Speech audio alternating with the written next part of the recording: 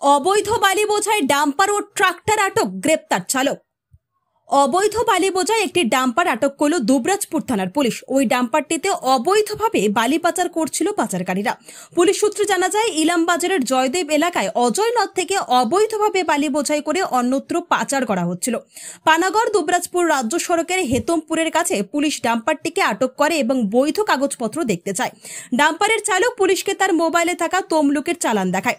এরপরই দুবরাজপুর থানার পুলিশ অবৈধ বালি বোঝাই ডাম্পারটিকে আটক করে এবং চালককে গ্রেপ্তার করে। আজ তাকে দুবরাজপুর আদালতে তোলা হবে। পাশাপাশি দুবরাজপুর থানার পুলিশ অবৈধ বালি বোঝাই একটি ট্রাক্টর আটক করে।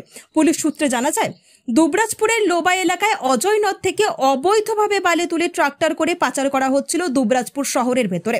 পুলিশ ধাওয়া করে বালি বোঝাই ট্রাক্টরটিকে আটক করে এবং চালককে গ্রেপ্তার করা হয়। দুটি গাড়ির মালিকের বিরুদ্ধে মামলা রুজু করেছে।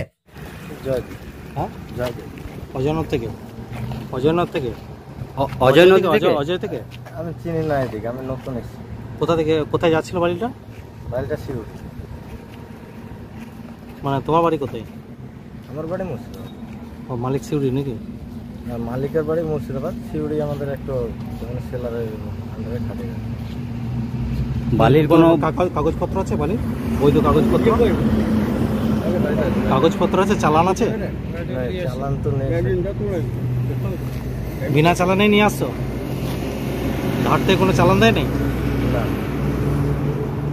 কি নাম? আমার নাম ফারিদুল আলম।